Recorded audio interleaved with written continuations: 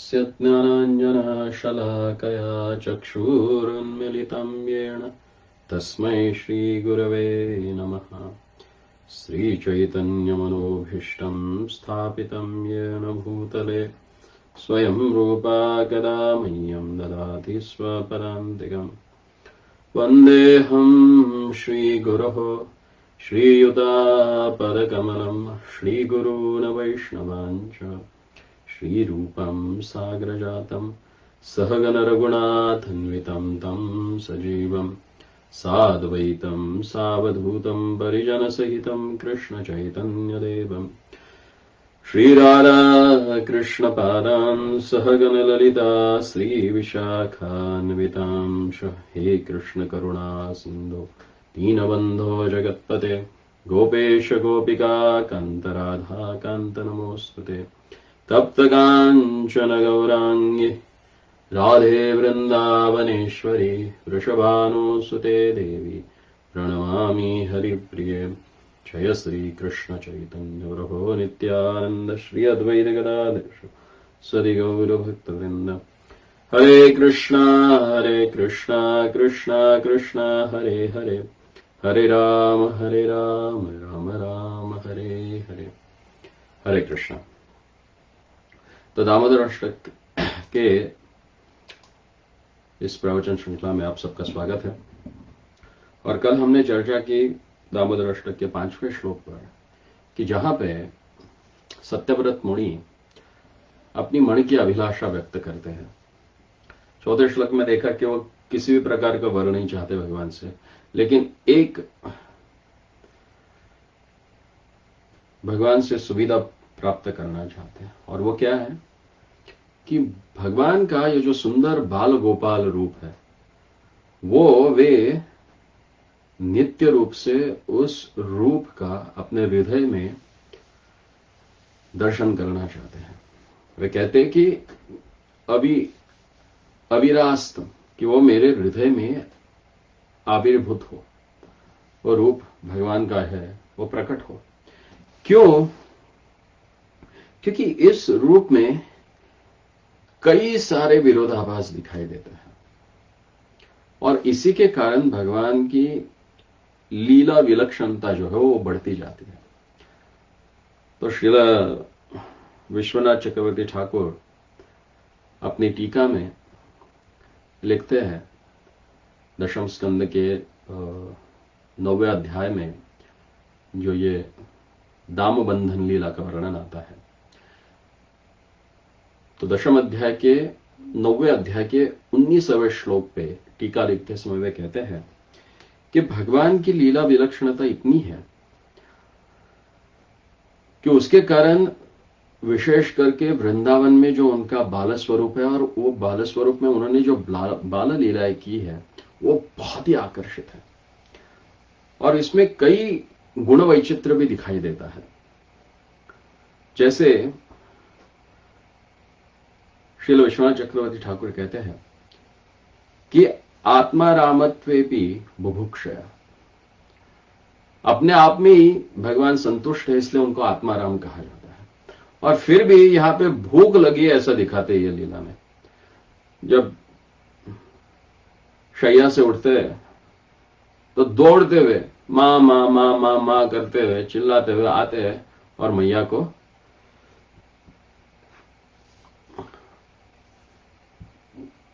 बुलाते हैं कि मैया मुझे भूख लगी है। जब मैया देखती कि मैया का ध्यान नहीं है तो जाके क्रोध से मथनी जो है उसको पकड़ लेते हैं। तब मैया उठाती है और लाला को देख के गोद में लेके उनको अपना दूध पिलाती है।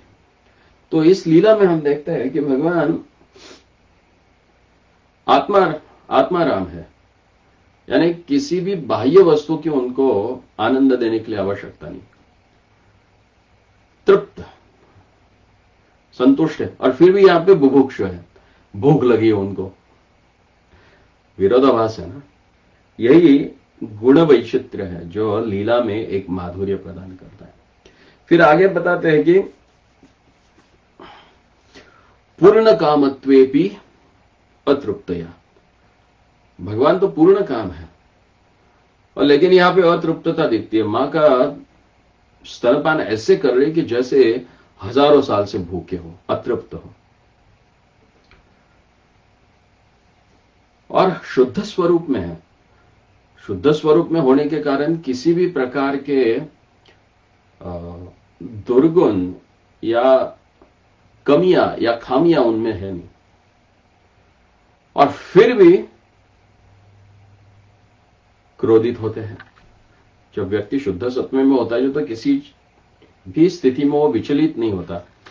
जब व्यक्ति विचलित होता है तो क्रोध आता है, मन में कई सारी कामनाएं रहती है, तब क्रोध आता है। लेकिन भगवान तो विशुद्ध सत्व में है, तो फिर गुस्सा क्यों होते हैं? यहां पे क्रोध क्यों आता है उनको? मथनी पकड़ते हैं, फिर मैया छोड़ के चली जाती है तो वहां से बत्ता उठा के या पत्थर उठा के मटका फोड़ देते हैं।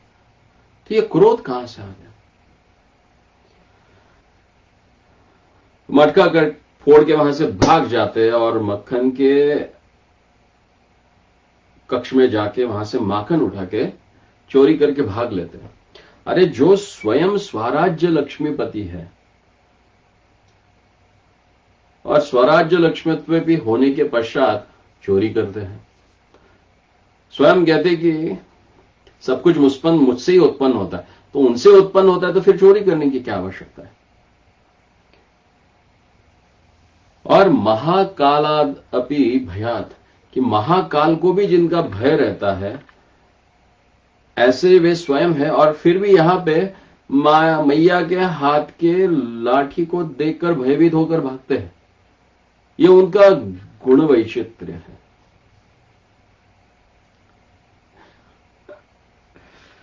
और फिर मनोयंत्र याणत्वे भी, मन से भी दुर्गति भागने वाले हैं और उनको मैया बलपूर्वक पकड़ लेती है। अरे मन के वेग से भी जिनका वेग प्रचंड है उनको मैया दौड़ के जाके पकड़ती है ना, गुण वैचित्र्य। और फिर आनंदमयत्व है ना, सच्चिदानंद विग्रह कहते हैं कि पूरे आनंद के भंडार है, और फिर दुख क्यों है इनको? और सर्वव्यापी है, और सर्वव्यापी होने के पश्चात भी बंधे जाते हैं। तो ऐसा जो लीला वैचित्र्य भगवान के लीलाओं में है,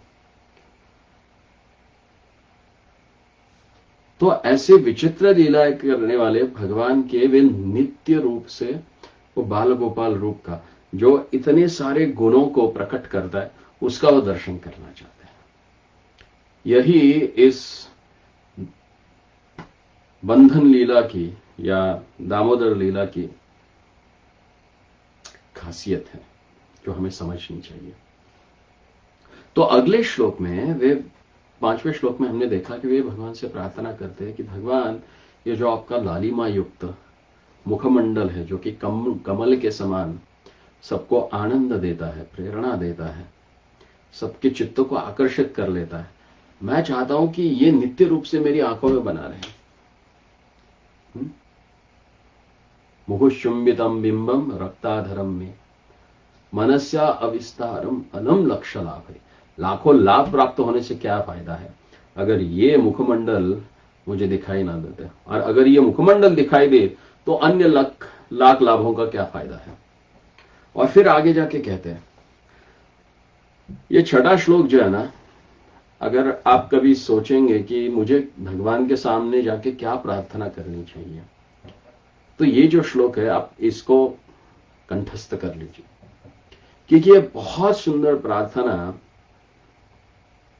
सत्यव्रत मणि भगवान को अर्पण कर रहे हैं। और वे कह रहे हैं कि हम तो मंदिर में दर्शन के लिए जाते हैं, लेकिन क्या हम भगवान को देख पाते हैं?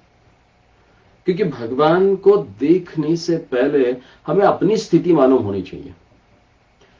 तो इस श्लोक में सत्यव्रत मणि अपनी स्थिति का पहले वर्णन करते कि मेरी स्थिति क्या है, और ऐसे स्थिति में होने के कारण हे भगवान, मैं एकमात्र आपकी कृपा का पात्र हूं और आप मेरे ऊपर की कृपा दृष्टि का वर्षा करें।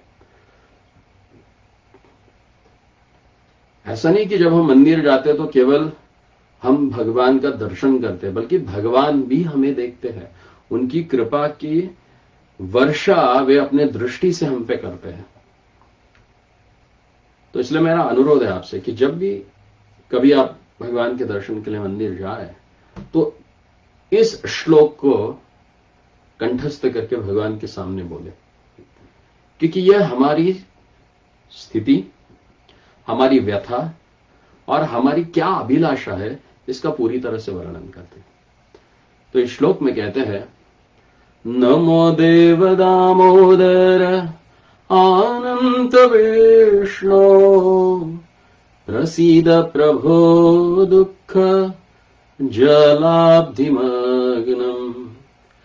कृपा दृष्टि दृष्ट्याति दीनं बतानो गृहाणेश मामज्ञम् एध्यक्षे दृश्यः।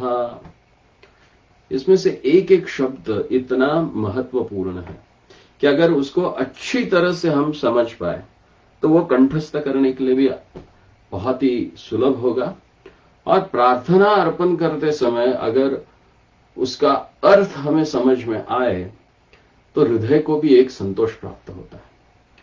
तो यहां इस श्लोक में वे कहते हैं कि नमो देव, हे देव, तुभ्यम नमः, मैं आपको नमस्कार करता हूं। आप कौन हैं? आप दामोदर हैं, आप अनंत हैं, आप विष्णु हैं। प्रसीद प्रभु, मेरे ऊपर आप प्रसन्न हो जाओ। और दुख जलाब्धि मग्नम, मेरी स्थिति क्या है कि इस दुख के सागर में मैं पूरी तरह से डूबा हुआ हूं। और कृपा दृष्टि वृष्ट्याति दीनम बतानु, अति दीन हूं मैं। मेरी स्थिति ऐसी है कि मुझे और दूसरा कोई बचाने वाला नहीं है, क्योंकि इस संसार रूपी सागर में मैं डूब रहा हूं और केवल एकमात्र मुझे अगर कुछ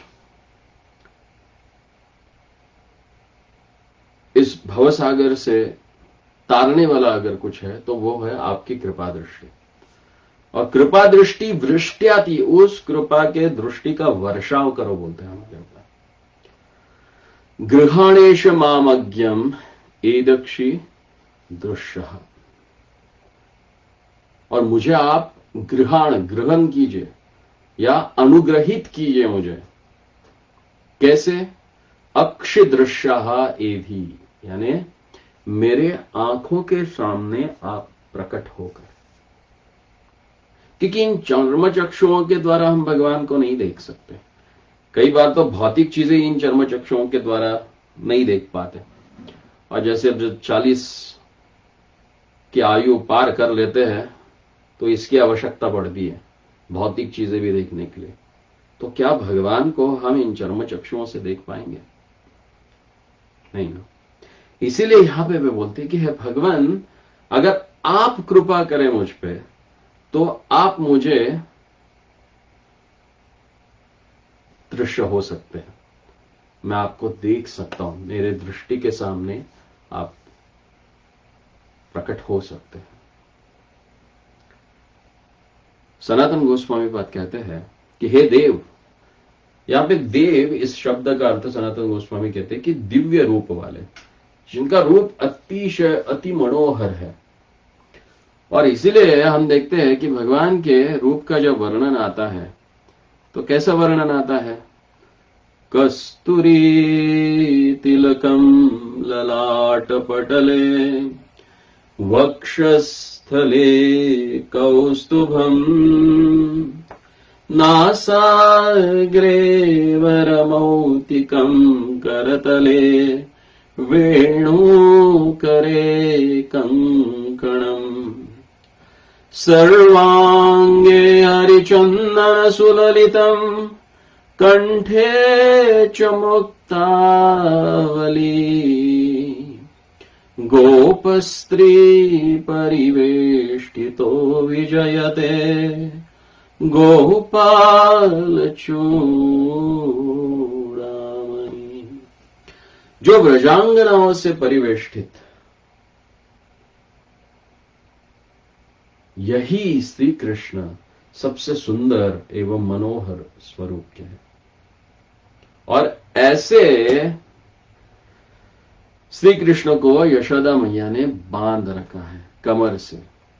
और दूसरा अर्थ सनातन गोस्वामी पाद वहां बताते हैं कि क्रीडति विक्रीडितम व्रजवधुभिश्च विष्णोः श्रद्धान्वितो अनुश्रदयात वर्णयेद यहा। विक्रीडिति यानी देव शब्द का दूसरा अर्थ कहते हैं कि जो बाल रूप में क्रीड़ा करने वाले हैं। और फिर कहते हैं नमो देव दामोदर अनंत विष्णु। अनंत शब्द का अर्थ यहां पे है कि जिनकी अनंत शक्तियां हैं और उन शक्तियों के द्वारा इनके लिए असंभव ऐसा कुछ भी नहीं है। तो ऐसे अचिंत्य शक्ति वाले भगवान अगर चाहे तो मेरी कोई भी स्थिति हो मेरे ऊपर कृपा कर सकते हैं। इसलिए वे कहते हैं कि नमो देव दामोदर अनंत विष्णु। और विष्णु यानी जो सर्वव्यापक है, सर्वांतर्यामी है। हे भगवान, आप दामोदर हो। दामोदर संबोधने का अर्थ यही है कि दामोदर यानी अपनी भक्तवश्यता जो है वो यहां पे प्रकट होती है कि जिनको बांधना मुश्किल है। जैसे यहां पे कहा गया है कि जो स्वयं ही सबको मुक्त करने वाले हैं, जिनके स्मरण मात्र से ही व्यक्ति भव पाश से मुक्त हो जाता है, क्या वे बंधे जाएंगे? संभव नहीं है। परंतु अपने भक्त की वश्यता यानी भक्त के वशीभूत होने के पश्चात वे स्वयं बंध भी जाते हैं। सर्वव्यापक होने के पश्चात भी एक जगह पे बांधे जाते हैं। तो इसलिए वे यहां पे दामोदर करके भगवान को संबोधित करते हैं। नमो देव दामोदर अनंत विष्णु यानी सर्वव्यापक है। प्रसीद, आप मुझ पे प्रसन्न हो जाओ मेरे स्वामी, क्योंकि आपकी प्रसन्नता ही एकमात्र मुझे इस भौतिक जगत के दुखों से बचा सकती है। अन्य कोई भी उपाय नहीं है मेरे लिए, क्योंकि आपके कृपा के द्वारा ही आप हमारे सामने प्रकट होते हैं और आपका ये सुंदर दर्शन हमें होता है। और इसीलिए वे कहते हैं कि हे भगवान, आप मेरे सामने प्रकट हो जाओ। और फिर आगे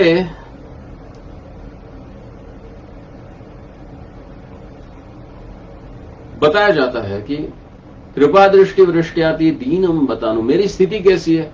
बहुत दीन है, क्योंकि इस भौतिक जगत में आध्यात्मिक, आदि भौतिक और आदि दैविक इन तापों से मैं बहुत त्रस्त हूं और इनसे बच नहीं पा रहा हूं मैं। चाहे वो ब्रह्मा हो या फिर इंद्रगोप कीटक हो, इन्हें सब जीवों को इस भौतिक जगत में दुख भुगतना ही पड़ता है। आ ब्रह्म भुवन लोका पुनरावर्तिनो अर्जुन। ये 14 भुवनों में कहीं पे भी जाओ आपको वापस आना ही पड़ता है। पुनरपि जननम पुनरपि मरणम पुनरपि जननी जठरे शयनम ये संसारे बहुदुस्तारे कृपया पारे पाहि मुरारे। इसलिए श्रीपाद शंकराचार्य भी प्रार्थना करते हैं कि इस भौतिक जगत के जंजाल से आप हमें बचाओ। हालांकि भगवान के जो बहुत ही प्रगत भक्त रहते हैं वे भगवान से ऐसी कुछ प्रार्थना वगैरह नहीं करते, क्योंकि उनकी स्थिति ऐसे रहते हैं, वे बोलते हैं भगवान आप कहीं पे भी डालो। जैसे हमने वृत्रासुर के प्रार्थनाओं में देखा कि वे कहते हैं कि मुझे इस भौतिक जगत का कुछ भी नहीं चाहिए, ना मुक्ति चाहिए, ना दुखों से मुक्ति चाहिए, केवल और केवल एकमात्र आपका स्मरण ही चाहिए, क्योंकि आपका स्मरण ही है जो सारे दुखों से हमें मुक्त कर लेता है। और यहां पे अभिलाषा क्या कर रहे हुए कि आप ऐसी कृपा की वृष्टि मुझ पे करो कि मैं आपको इन्हीं आंखों से देख पाऊं।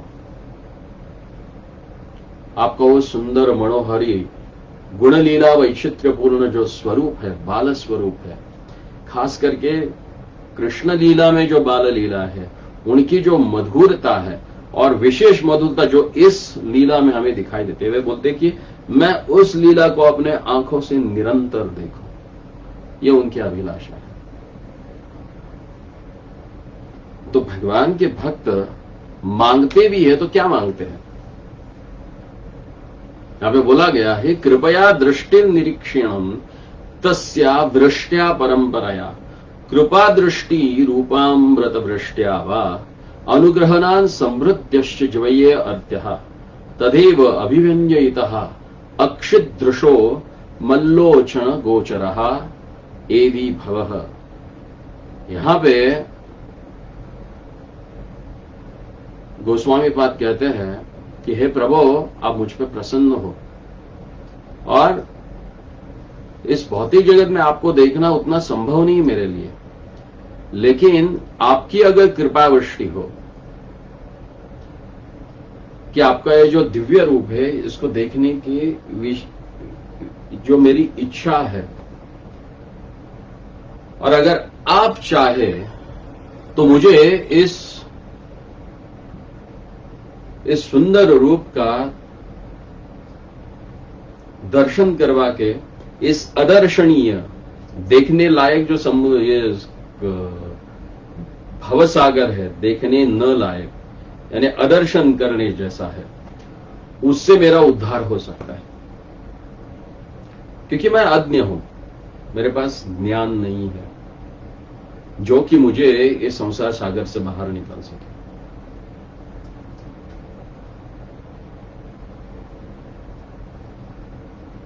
लेकिन अब तो मुझ पे अगर कृपा पूर्वक निरीक्षण की परंपरा द्वारा अथवा कृपा दृष्टि रूप अमृत की वर्षा द्वारा उस दुख समुद्र से उद्धार कर कर जीवित कर सकते हैं,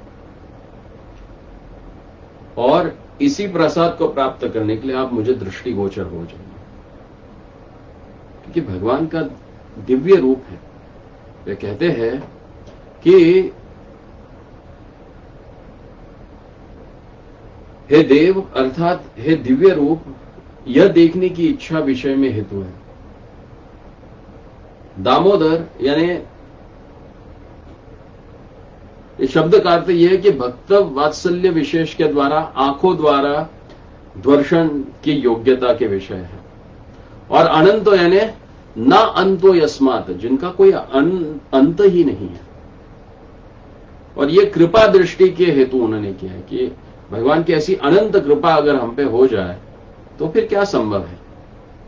इस भौतिक जगत में भगवत कृपा से सब कुछ संभव हो जाता है। जैसे हम भगवान की प्रार्थना करते हैं कि पंगुम लंघयते गिरि मुखम करोति वाचालम पंगुम लंघयते गिरिम यत् कृपा तमहं वंदे परमानंद माधवम। मैं उन परमानंद माधव को प्रणाम करता हूं कि जिनकी कृपा से मुखम करोति वाचालम, कोई मुख व्यक्ति भी हो तो वो वाचाल बन जाता है। पंगुम लंघायते गिरि, जिसके पैर ही ना हो वह व्यक्ति भी गिरि पर्वतों को पार कर लेता है। यत् कृपा तमहं, अगर भगवान की कृपा हो तो भगवत कृपा से इस भौतिक जगत में सब कुछ संपादनीय है। और इसलिए भी यहां पे वो भगवान को संबोधित करते हैं कि आपकी जो अनंत शक्तियां हैं उन शक्तियों के द्वारा आप मुझ पे अनंत कृपा करो, क्योंकि आपकी अद्भुत और महाशक्तिय युक्त आप ऐसे हैं। और फिर